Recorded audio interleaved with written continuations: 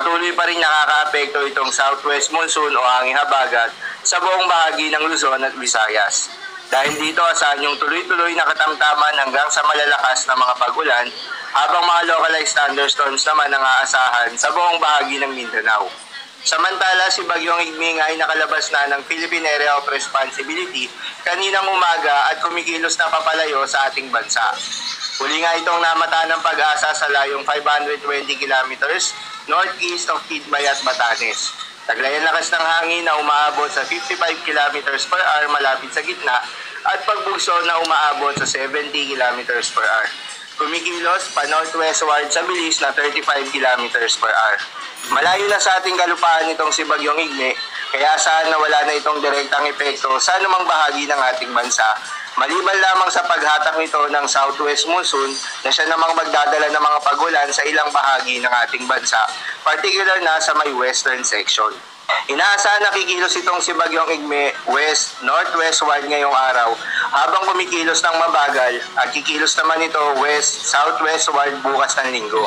Mananatiling tropical depression itong si Bagyong Igme ngayong araw at asahan na ihina ito bukas bilang isang low pressure area dahil sa unfavorable condition ng location nito. Dahil sa epekto nga nitong southwest monsoon, asahan ngayong araw ng Sabado sa Batanes at Babuyan Islands ang monsoon rains. Posible ang mga pagbaha o pagguho ng lupa dahil sa heavy to intense rains. Habang sa Ilocos Region, Zambales at Bataan, asahan naman yung occasional rains na dulot rin ng southwest monsoon. Posible rin ang mga pagbaha o pagguho ng lupa dahil sa moderate to heavy rains. Habang sa Metro Manila at nalalabing bahagi ng Luzon, Western Visayas, Northern Samar, Eastern Samar at Samar, ay asahan naman yung maulap na kalangitan na may kalat-kalat na mga pagulan at thunderstorms. Dulot pa rin yan ng southwest monsoon. Posible rin ang mga pagbaha o pagguho ng lupa dahil sa moderate at at times heavy rains. Habang sa nalalabing bahagi naman ng Visayas ay asahan naman yung bahagyang maulap hanggang sa maulap na kalangitan na may kalat-kalat na mga pagulan at thunderstorms. Dulot pa rin yan ng southwest monsoon. Posible rin ang mga pagbaha o pagguho ng lupa during severe thunderstorms.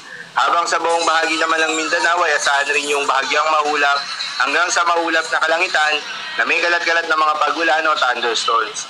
Dulot naman yan ng mga localized thunderstorms. Posible rin ang mga pagbaha o pagguho ng lupa